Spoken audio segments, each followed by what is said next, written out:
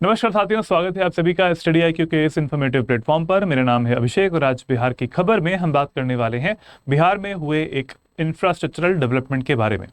बिहार का पहला smart tunnel बनकर तैयार हो रहा है। कहां पर यह तैयार हो रहा है इसके बारे में भी जानेंगे, इसके क्या फैसिलिटीज़ हैं ये भी जानेंगे और फ्यूचर के इसके कुछ क्या मायने होने वाले हैं उस रीजन के लिए वो भी जानने वाले हैं हम इस वीडियो में।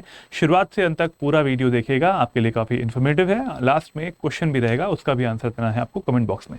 चलिए वीडियो को शुरू करते हैं। और जिसने भी BPSC स्टडी IQ चैनल को सब्सक्राइब ना किया हो जल्दी से कर लें, जिससे कि सारी अपडेट्स, सारे नोटिफिकेशंस आपको टाइमली मिल पाए। इसके साथ ही हमारे वो साथी जो कि स्टेट PCS एग्जामिनेशंस की तैयारी कर रहे हैं या फिर करना चाहते हैं और उन्हें एक सोर्स चाहिए जहां से आप अच्छे से तैयारी कर पाएँ, उनके लिए स्टडी IQ आप सभी के लिए लेकर आया है फाउंडेशन निश्चय बैच 4। और इस निश्चय बैच 4 में आप एडमिशन लेकर अपनी जो तैयारी है इसको चैनलाइज तरीके से, अच्छे तरीके से, सुदृढ़ तरीके से आगे बढ़ा सकते हैं। इसमें आपको लाइव लेक्चर्स मिलेंगे, इसमें आपको टेस्ट सीरीज भी मिलेगी, मेंटरशिप का फीचर इसमें है, डेली मेंस आंसर राइटिंग का फीचर इसमें है। साथ साथ इसमें हम आपको कंटेंट भी प्रोवाइड करते हैं हिंदी और इंग्लिश दोनों लैंग्वेजेस में। तो कहीं और जाने की जरूरत नहीं है, सब कुछ यहाँ पर अवेलेबल है for your prelims, mains and interview preparation. इसके साथ ही अभी चल रही है एक सेल स्टडी IQ की तरफ से आप सभी के लिए रिपब्लिक डे के उपलक्ष्य में एक गिफ्ट दिया जा रहा है। इसमें गिफ्ट मैक्सिमम डिस्काउंट्स के तौर पर अगर आप मेरा कोड यूज करते हैं AKS लाइव तो आपको मैक्सिमम डिस्काउंट मिलेगा। 9999 में ये कोर्स आपको फाउंडेशन का मिल जाएगा। तो जल्दी से जाएं स्टडी IQ की वेबसाइट पर जाके इस कोर्स को परचेज कर लें और अपनी तैयारी को आगे बढ़ाएं। 27 से पहले कर लेंगे तो ज़्यादा अच्छा रहेगा क्योंकि उसके बाद में रेट्स बढ़ जाएंगे। चलिए न्यूज़ के आर्टिकल देख लेते हैं भी कौन कौन से हैं। बिहार का पहला 440 मीटर लंबा स्मार्ट टनल जो है वो रेडी है। बिहार का 440 मीटर लंबा बिहार का पहला स्मार्ट टनल ये रेडी हो रहा है। और ये किसको किसको जोड़ने वाला है, कहां पर है ये, तो ये मिलेगा आपको पटना में। ठीक है, कहां पे मिलेगा? पटना में मिलेगा। और पटना जंक्शन के सामने से आपको जाना है और सीधे GPO गोलंबर पर आप निकलेंगे। और भी इसकी फैसिलिटीज जो है वो ये है कि जमीन के नीचे दुकानें भी रहेंगी, बहुत सारी वहां पे चीजें भी रहने वाली हैं। अब ये एक बहुत बड़ा इंफ्रास्ट्रक्चरल डेवलपमेंट है, एक अवसंरचनात्मक हम कह सकते हैं कि काफी ज्यादा एक सुधार देखने में मिलेगा बिहार के राजधानी जो है पटना के लिए। वहां पर ट्रैफिक की जो प्रॉब्लम होती है, क्योंकि हम देख पा रहे हैं जो पटना जंक्शन है उसके आसपास अगर आप वहां पे गए हैं अगर कभी, तो पटना जंक्शन के पास बहुत ज़्यादा भीड़ हो जाती है, बहुत ज़्यादा वहां पर ट्रैफिक कंजेशन हमेशा ही लगा रहता है। तो उस समस्या को सुधारने के लिए ये स्टेप लिया गया है और ये काफ़ी अच्छा स्टेप है। 440 मीटर लंबा एक स्मार्ट टनल है ये। ठीक है, चलिए इस तरीके का दिखता है। ये एक इमेज आप देख पा रहे हैं, इसकी एक फोटो है ये वाली और इसमें ये स्मार्ट टनल है। क्या क्या इसके फीचर्स हैं वो भी देखते हैं। चलिए, बिहार की पहली स्मार्ट सुरंग होगी ये वाली।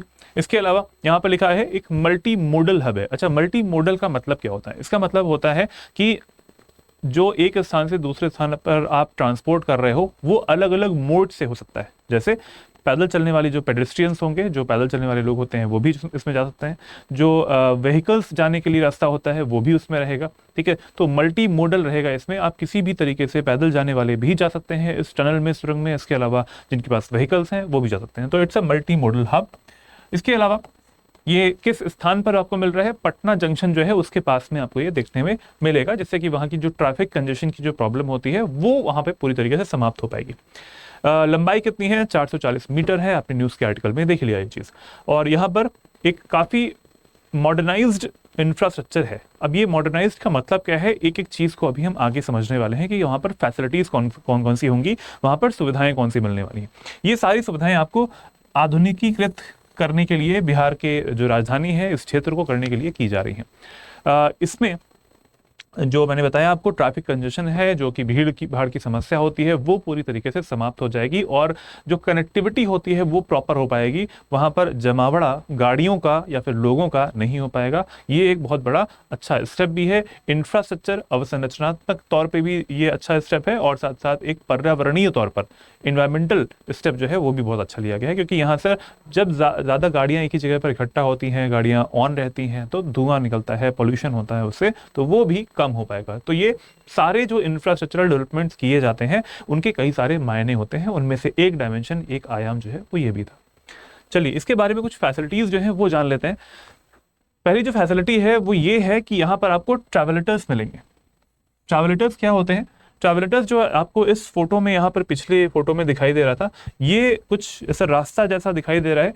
इन ट्रैवलेटर्स पर आप खड़े भी हो सकते हैं और ये मूविंग रहता है, वो रन करता रहता है, मूविंग रहता है। जैसे ये एयरपोर्ट्स पे रहते हैं वैसे आपको ये यहाँ पर भी मिल जाएंगे। You can just stand here और वो चलता रहेगा, जैसे कि एस्केलेटर होता है, जैसे कि स्वचालित सीढ़ियाँ होती हैं, उसी तरीके से ये भी आपको जहाँ पर मिल पाएगा। इसके अलावा इसमें आप खड़े भी हो सकते हैं और अपना सामान भी ले जा सकते हैं। तो यहाँ पर ट्रैवलेटर्स मिल जाएंगे। ट्रैवलेटर में व्यक्ति 148 मीटर जो लंबा है वो ट्रैवलेटर आपको मिल जाएगा। चलते समय खड़े भी रह सकते हैं और सामान के साथ में वो एक स्थान से दूसरे स्थान पर पहुंच भी सकते हैं। तो ये एक इसकी सबसे बड़ी फैसिलिटी हो गई जो कि वहां पर, जो कि इसको स्मार्ट बनाती है, स्मार्ट टनल बनाती है। इसके अलावा आपको यहाँ पर एस्केलेटर्स मिल जाते हैं, स्वचालित सीढ़ियां जो है वो मिल जाती हैं। यहाँ पर लिफ्ट्स मिलेंगी आपको, रैम्प्स मिल जाएंगे। अच्छा, रैम्प्स का मतलब क्या है, लिफ्ट्स का मतलब क्या है? यहाँ पर देखिए, हम उन लोगों को ज़रूर इंक्लूड करें, हमारे जितने भी इंफ्रास्ट्रक्चरल डेवलपमेंट्स होते हैं, सरकार की तरफ से इस चीज़ का हमेशा ध्यान रखा जाता है कि जितने भी व्यक्ति हैं, चाहे वो वृद्ध व्यक्ति हो, चाहे वो बच्चे हो, जवान व्यक्ति हो, महिलाएं हैं, पुरुष हैं, या फिर दिव्यांग जन ही क्यों नहीं होते हैं, दिव्यांग। तो अगर दिव्यांग लोग हैं और उन्हें जाना है, उन्हें यूज़ करना है, उन्हें अपनी जो जिस साइकिल पे वो रहते हैं, अगर उन्हें ट्रैवल करना होता है तो उसके लिए रैम्प्स भी बने हुए हैं। अगर कोई पर्सन है वो उसको पुश करना चाहते हैं तो वो इजी रहता है, रैम्प जो होते हैं उस पर। आपने देखा होगा ऐसे रैम्प्स जो होते हैं वो हमेशा जो सरकारी हॉस्पिटल्स होते हैं या फिर हॉस्पिटल्स हो सकते हैं, सरकारी बिल्डिंग्स होती हैं, सचिवालय होता है, कहीं पर भी आप देखेंगे ये सब चीज़ें हमेशा रहती हैं। ये एक बिल्डिंग कोड में आता है। इंफ्रास्ट्रक्चर अगर आप डेवलप कर रहे हैं तो वहां के बिल्डिंग कोड में ये इंक्लूडेड है, तो इसको फॉलो भी किया जा रहा है।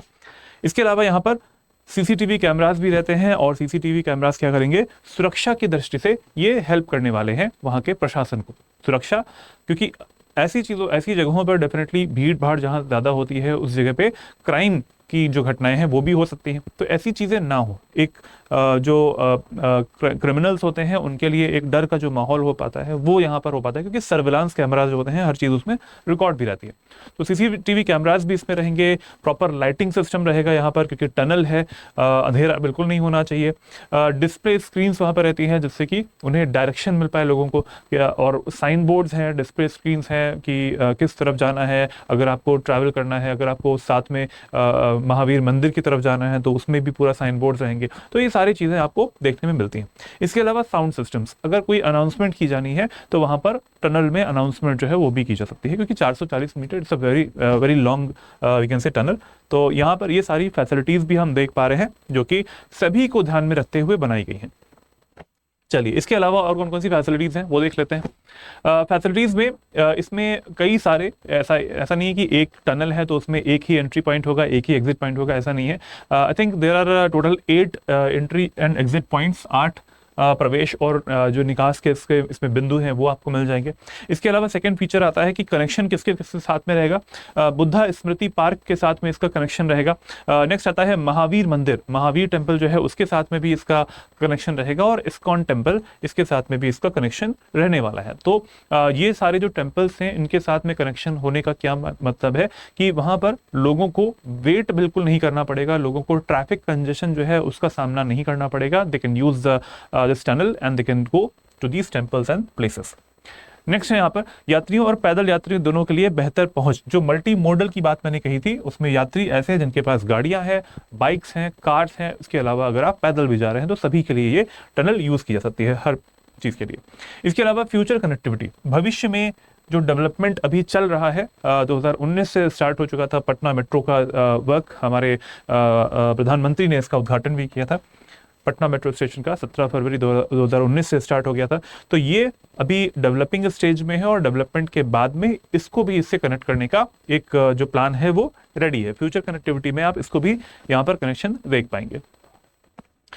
इसके अलावा यहाँ की कुछ फैसिलिटीज़ में देख पा रहे हैं आप, पहला जो मैंने आपको बताया मल्टी मॉडल हब रहेगा यहाँ पर। इसके यहाँ पर मल्टी मॉडल में तो जो तरीके होते हैं ट्रैवल करने के वो तो बता दिए, लेकिन यहाँ पर आपको पार्किंग फैसिलिटीज़ भी मिलेंगी।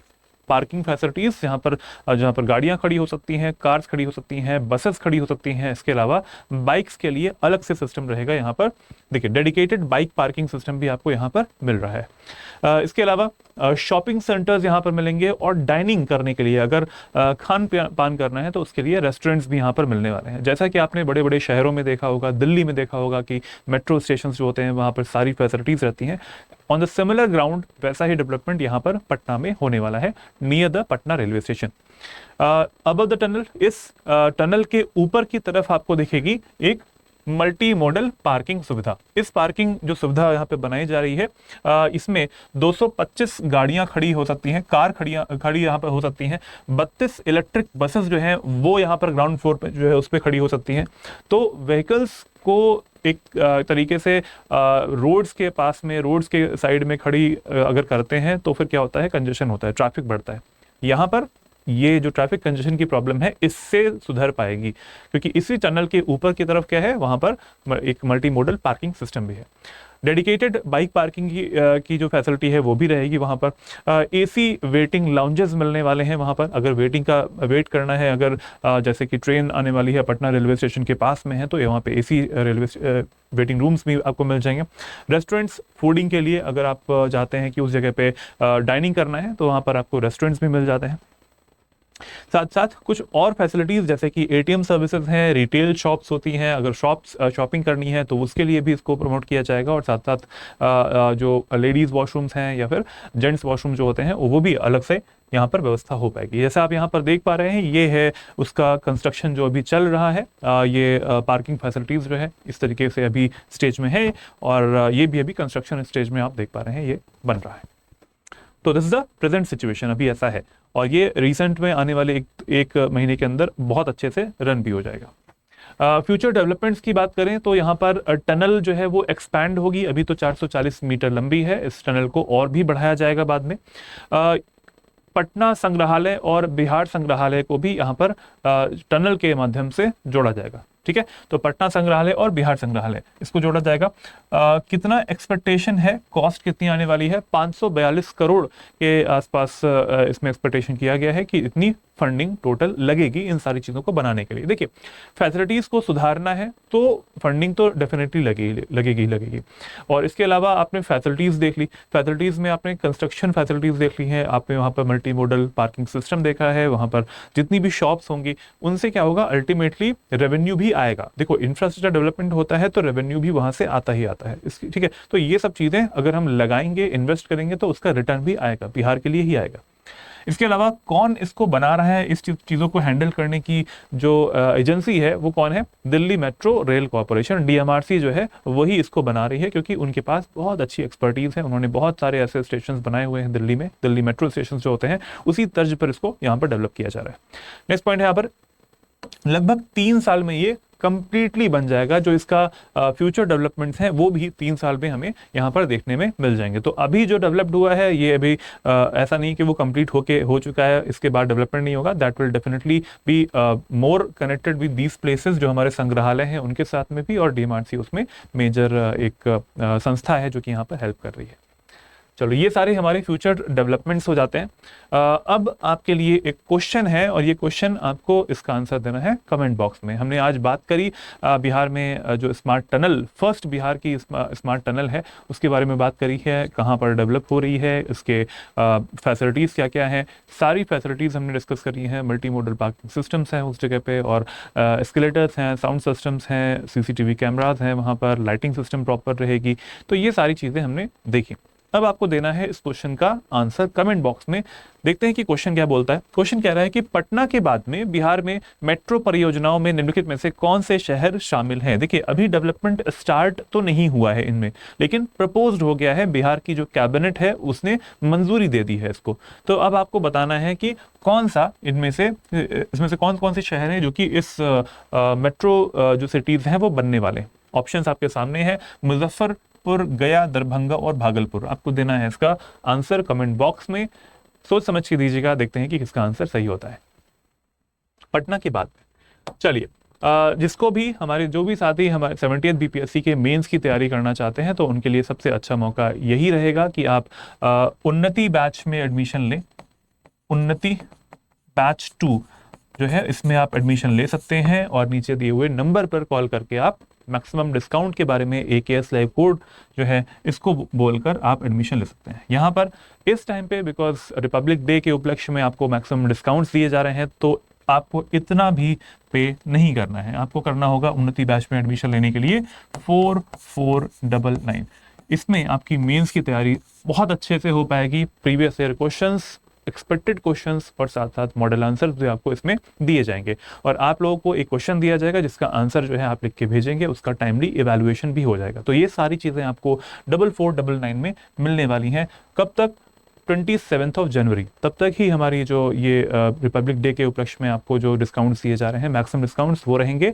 याद रखिएगा, AKS live is the code, इसी कोड को यूज करेंगे तभी आपको मैक्सिमम डिस्काउंट्स मिलने वाले हैं। चलिए, जिसको भी मुझसे जुड़ना है, देखिए ये मैंने बता दिया आपको, AKS live is my code, इस कोड का यूज करेंगे तो आपको डिस्काउंट्स मिल जाएंगे and the 4499 is the total amount. अगर आपको मुझसे जुड़ना है तो मेरा टेलीग्राम चैनल लिंक है learn and grow with Abhishek and my email ID is abhishek.singh@studiiq.com, और इस QR कोड को भी स्कैन करने के बाद में आप मेरे टेलीग्राम चैनल पर जुड़ सकते हैं और हम आपके पढ़ाई से रिलेटेड जो भी बातें हैं वो हम वहाँ पे कर सकते हैं। इसके अलावा आपने अगर BPSC स्टडी IQ चैनल को सब्सक्राइब ना किया हो तो जल्दी से कर लें, जिससे कि सारी अपडेट्स आपको टाइमली मिल पाए। हमारे 70th BPSC मेंस की जो वीडियोस आ रही हैं उसके लिए, इसके अलावा आपका 71st BPSC के लिए अगर आप तैयारी कर रहे हैं तो उसके लिए भी वीडियोस हमारे आ रहे हैं, NCERTs के वीडियोस हैं। नेक्स्ट बिहार की खबर तो आपके लिए आती ही रहेगी। मिलते हैं नेक्स्ट वीडियो में। जय हिंद, जय Bharat, take care everyone, good bye.